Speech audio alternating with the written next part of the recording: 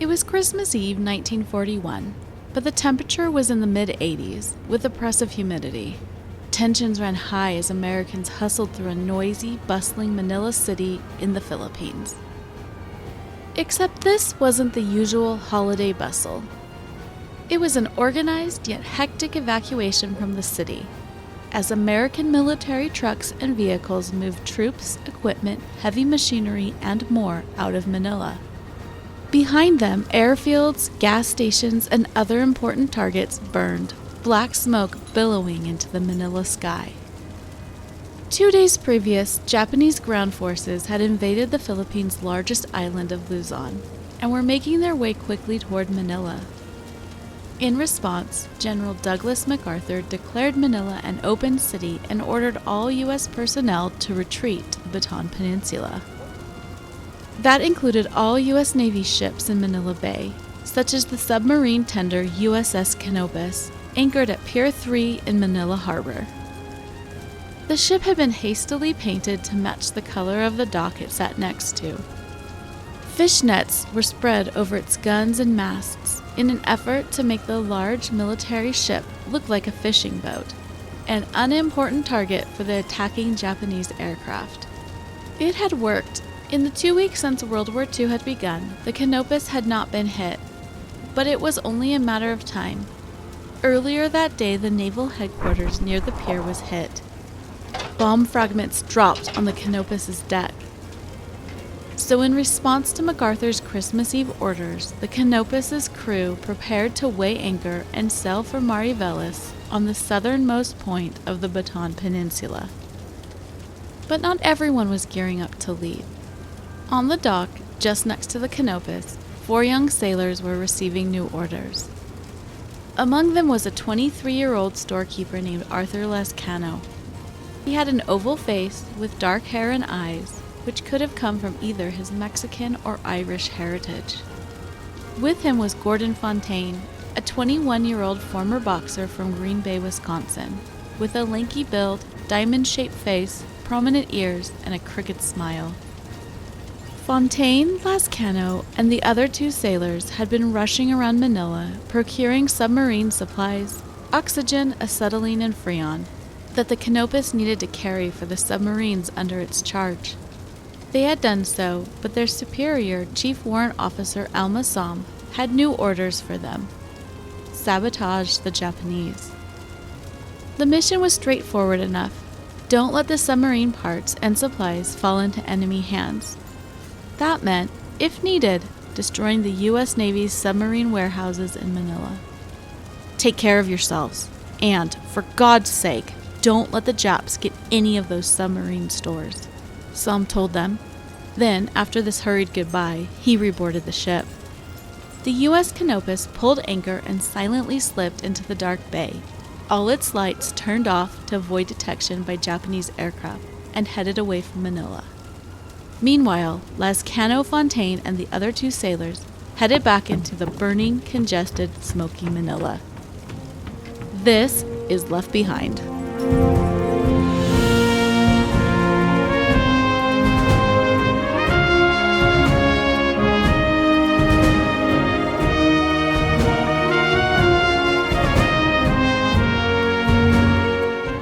Welcome to Left Behind, a podcast about the people left behind when the U.S. surrendered the Philippines in the early days of World War II.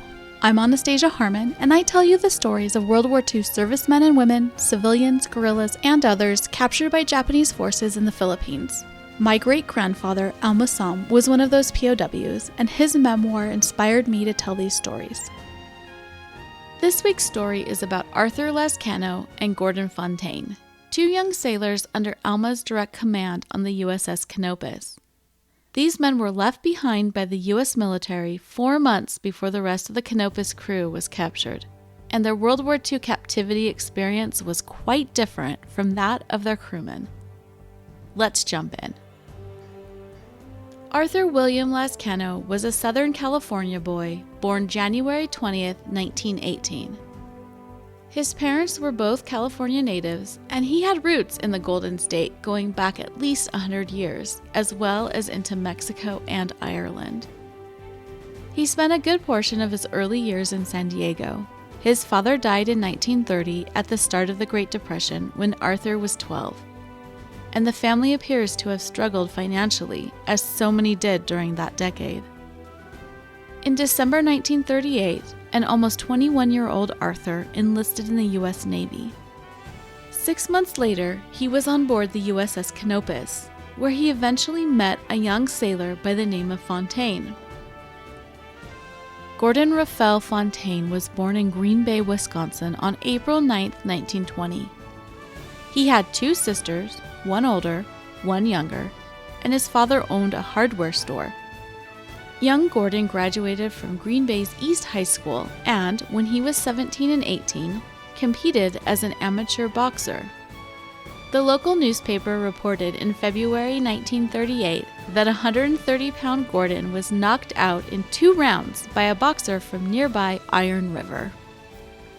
And perhaps because his boxing career wasn't taking off, Gordon Fontaine joined the Navy in September of that year. 3 years later, he was a crew member of the submarine tender USS Canopus.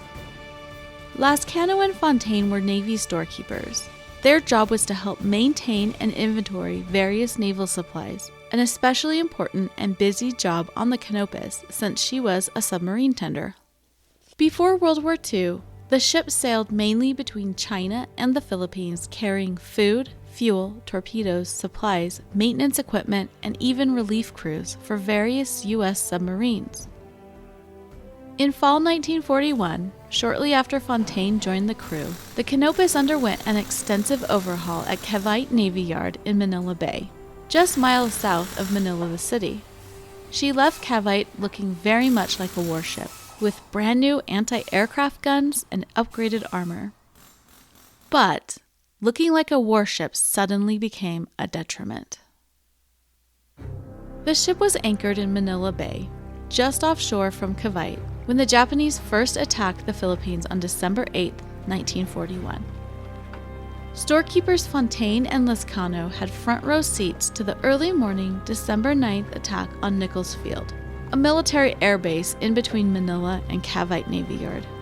Red and yellow tracer bullets rained down as sparkling bursts from anti-aircraft guns answered, followed by the orange glow of burning hangars and grounded aircraft. Lazcano and Fontaine stood on the Canopus deck with a group of sailors, watching the attack in the warm, humid night air. A slight breeze ruffled their uniforms, but brought no sounds of the fighting and explosions blazing before them, just the gentle lap of water against the ship's hull. "War is really here," Fontaine mused as he watched the destruction in front of him. Lazcano, accepting the situation, replied, "Well, this is why the Navy hired us." "How long will it take the big fleet to get here?" Fontaine's question was a common one, a question that was backed by faith in the size and power of the United States' large Pacific Fleet, and by knowledge that the Philippines was intended to be the U.S. stronghold in the Pacific. Certainly, reinforcements would be on their way very soon. But the young sailors hadn't yet learned how destructive the attack at Pearl Harbor really had been.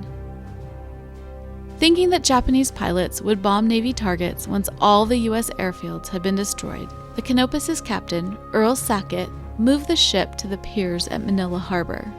On Tuesday, December 9, 1941, Canopus slid in between Piers 3 and 5.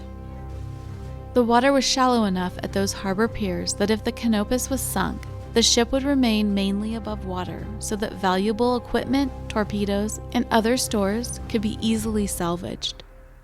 It was a fortuitous move because Cavite Navy Yard was bombed the next day. Ships anchored at the Navy Yard's piers, where the Canopus itself had been anchored mere days before, were destroyed. I've got pictures on my website showing the Canopus docked at Cavite during its overhaul, taken just weeks before the yard was destroyed. From their anchoring at Manila Harbor, about 10 miles or 16 kilometers north of Cavite, the Canopus crew had an unobstructed view of Japanese air forces bombing the yard and the ships there burning. Thousands of Navy, Marine, and civilians were in that yard, including Marines Brooks Miller and Louis Sontag, who I spotlighted in episode 5. The Canopus's Captain Sackett later described the Cavite bombing. Then came Cavite, a weird, unreal feeling because the splashes, fire, and smoke were only too evident a few miles away, while the detonations could not be heard. It hardly seemed possible that those swarms of silver-winged insects so high in the sky could be responsible for that holocaust across the bay. Now, at last, our gunners had a chance to express their defiance by firing at the groups which passed overhead.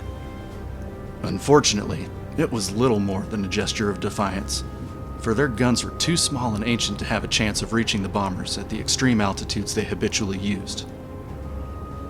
During the following days, Captain Sackett scrambled the Canopus sailors, who got busy painting the Canopus the same color as Manila's docks. They spread large fish nets over the ship's newly upgraded and installed guns, mast, and other warship giveaways. If they couldn't hide the ship, they were going to do what they could to make her seem like an unimportant target for the Japanese. Large, unprotected fuel tanks were replaced with water, so they couldn't explode when a bomb did hit the ship. The ship's repair crew worked day and night to repair the bomb-damaged ships that had limped out of Cavite after the bombing. And, of course, the submarine tender continued to tend its brood of pig boats, a nickname for submarines, thus effectively making Manila Harbor a submarine base for the American subs on war patrol around the Philippine Islands. Sackett recalled that Daily alarms sent the pig boats to safety at the bottom of Manila Bay, but as soon as the marauding planes had left, the business as usual sign would be hung out again. Within 2 weeks, fast-moving Japanese ground and air forces had already overrun most of Luzon. The war was not going well for the Americans, and it became very clear that the big fleet was not coming, since it had been largely destroyed at Pearl Harbor. So on Christmas Eve 1941, MacArthur gave the order to retreat to the Bataan Peninsula on the other side of Manila Bay. The Canopus needed to leave Manila Harbor, and soon. But this urgent escape was a problem for the Canopus. First, the ship needed supplies, for itself and for the submarines it served. Second, the Canopus had submarine and other Navy supplies in bodegas. That's another word for warehouses, in Manila. Arthur Lazcano, Gordon Fontaine, and 2 other Canopus storekeepers, William Patton and John Burke, rushed around Manila trying to find various submarine supplies, including oxygen, acetylene, and freon. But time ran out. The Canopus had to leave.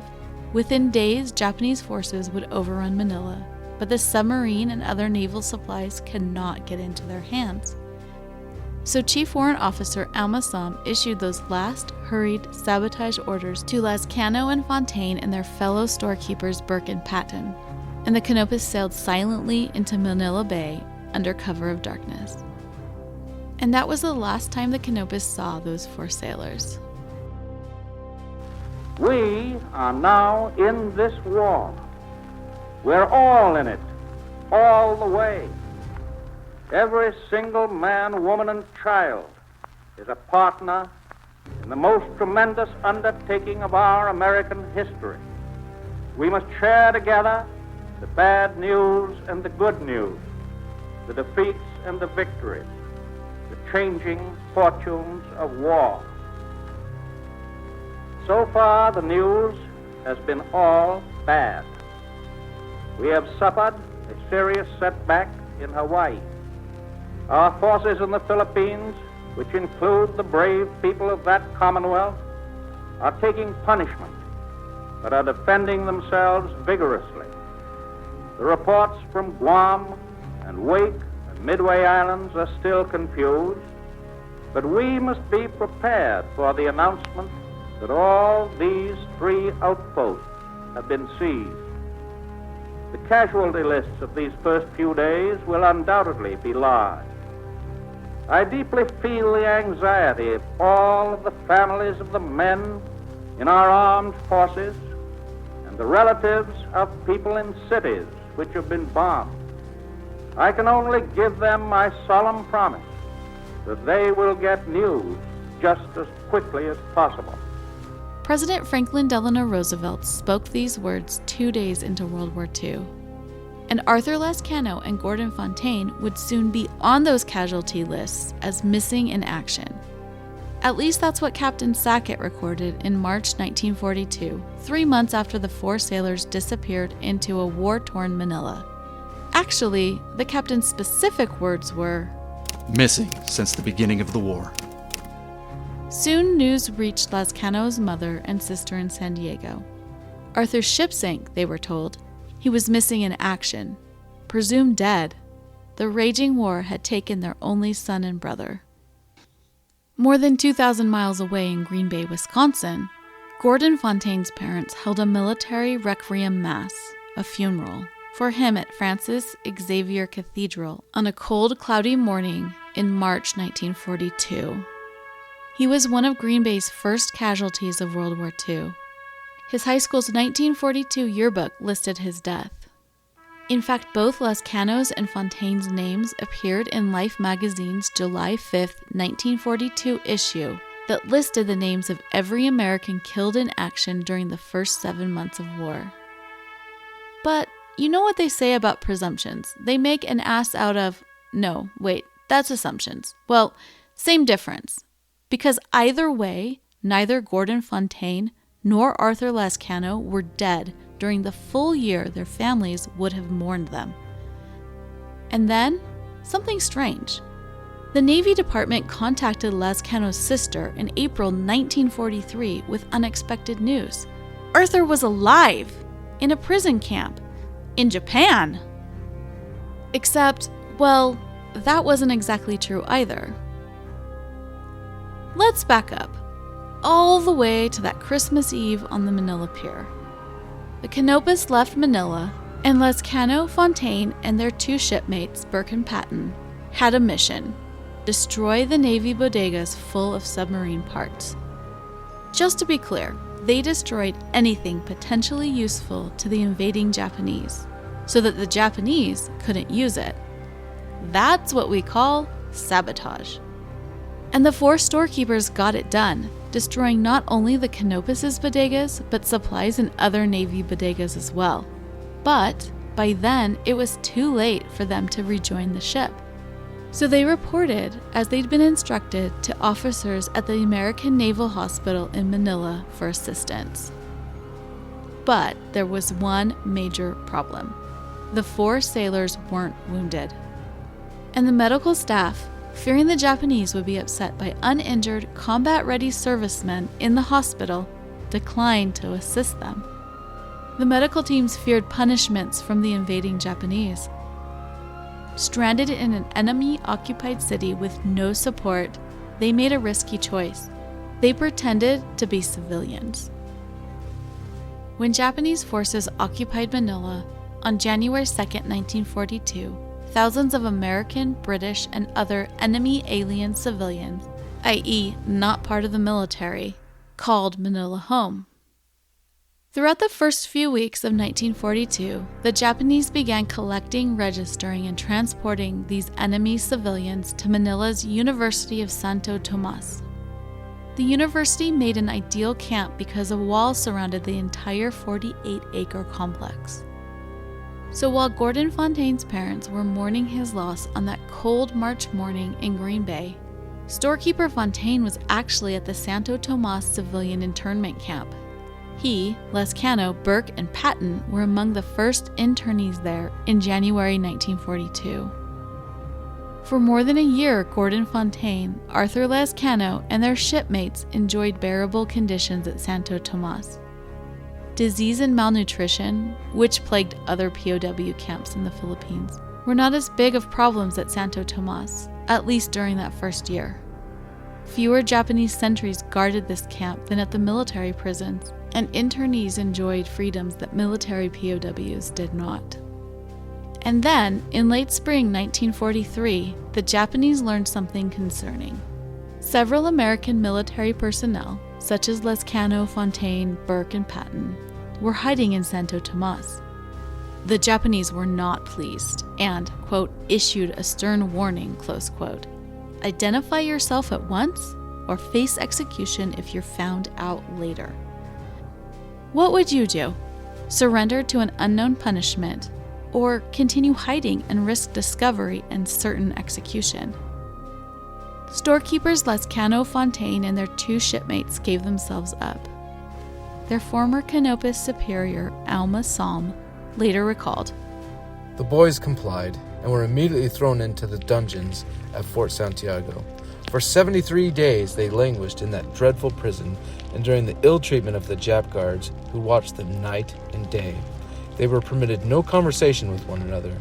In the faint light which filtered through, they sat in the bare stones surrounded by empty, vacant walls, hoping and waiting. Built in 1593, the Fort Santiago fortress sat on the banks of a river close to Manila Bay. The ocean tide sometimes brought water into the dark, dank underground dungeons, and some POWs drowned. But not our 4 young sailors. They suffered starvation, torture, enforced silence, beatings, and more. And after 2.5 months of dungeon imprisonment, they were transferred to the Cabanatuan POW camp, the largest POW camp in the Philippines, about 100 miles or 160 kilometers north of Manila. Alma Salm was astonished. One day in summer 1943, into camp walked my storekeepers from the USS Canopus, Burke, Fontaine, Lazcano, and Patton. Salm hadn't seen his men for some 18 months, and likely thought them dead. When the 4 sailors had revealed themselves as American servicemen at the Santo Tomas internment camp, the Japanese informed the Red Cross and the American military that the 4 men were POWs. So, back in California in April 1943, when Lazcano's sister had received word that Arthur was in a prison in Japan, he was actually a prisoner in the Philippines. Details. Lazcano's and Fontaine's experiences at Cabanatuan would have been much better than at Fort Santiago, but not so nice as at Santo Tomas civilian camp. Cabanatuan POWs suffered from starvation, tropical diseases, beatings, and hard labor. However, Lazcano eventually did end up in Japan, and this time without his Canopus shipmates. He was sent to the Osaka main camp Chico. Osaka is a port city on Japan's main island, the same island that Tokyo is on. Lazcano and other POWs worked on the Osaka docks. Starting at 8 a.m., they worked until 8 p.m., loading and unloading ships and train cars, working in warehouses, and transporting various materials. All things considered, the POWs at Chico seem to have been given better clothing, shelter, treatment, and food than those in the Philippine camps. Camp Chico was on the waterfront, which placed it in the middle of vital military targets. In other words, right in the middle of places the Americans and other allies would want to bomb. Lazcano would have been in the camp when the American forces did bomb it on June 2, 1945. Everything burned. For a few months after the camp bombing, Lazcano and the Chico POWs were moved to several other locations, all still along the Osaka waterfront and very much in the line of fire. But finally, in early September 1945, storekeeper Lazcano was liberated by American forces.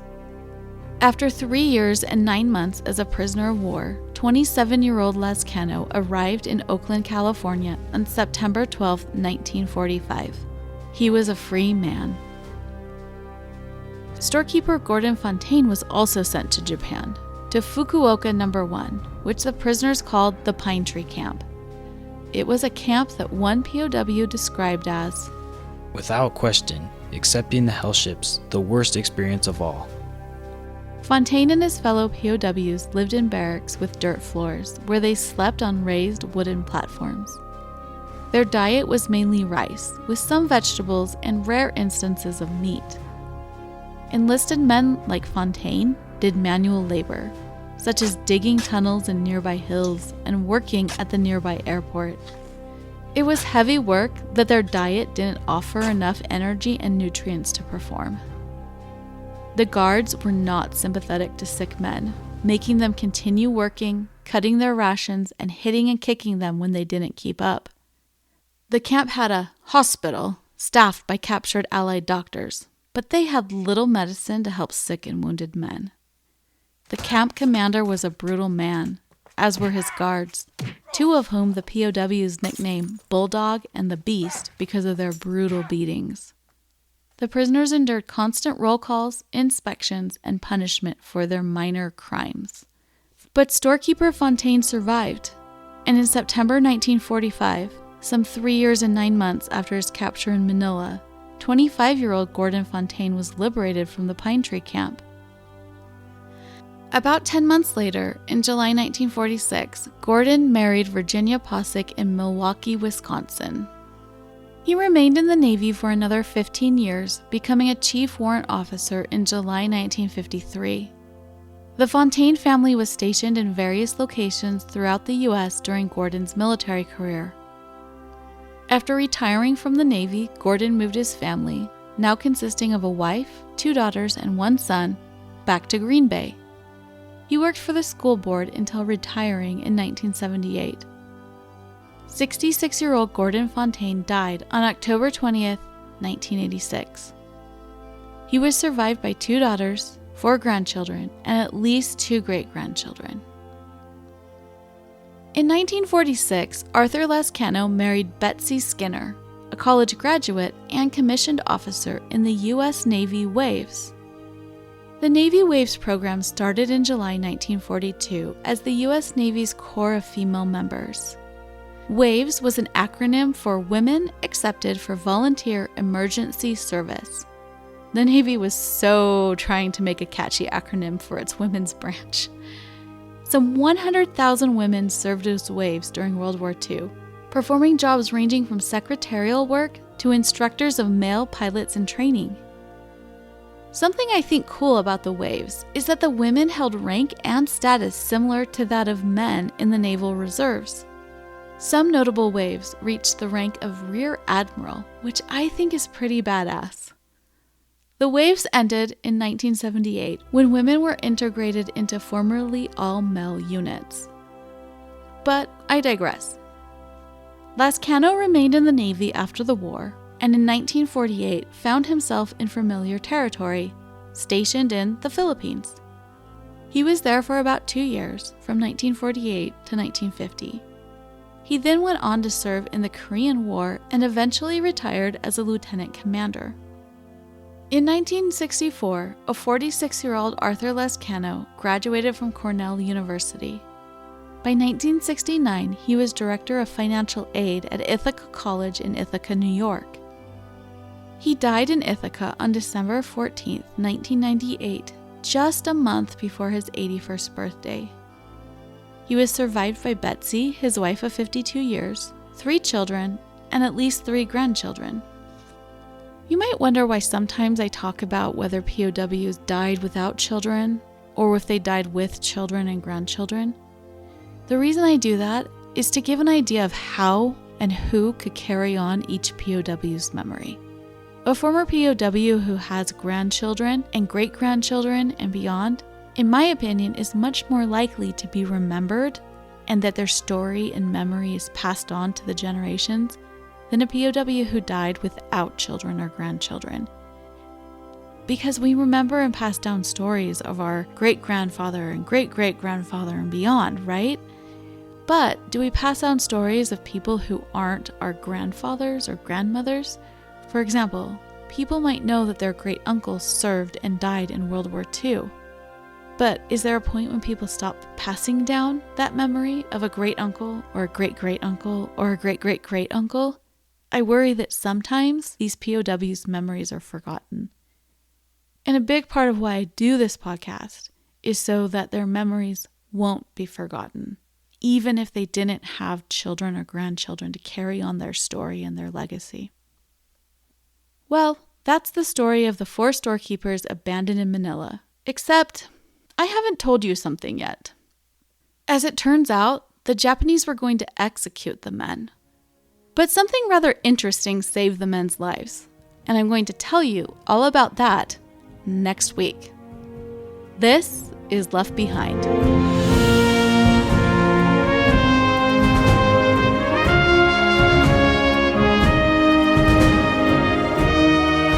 Thanks for listening. You can find pictures, maps, and sources about Fontaine's and Lazcano's stories on my website. The link is in the show description. If you enjoy this podcast, please subscribe so you get notifications every time a new episode drops. Left Behind is researched, written, recorded, edited, and produced by me, Anastasia Harmon. Voiceovers by Tyler Harmon, Mike Davis, Paul Sutherland, and Connor Davis. Reenactments are based on historical research, although some creative liberty is taken. And I'll be back next week with a World War II era love triangle and a surprising stay to an ordered execution.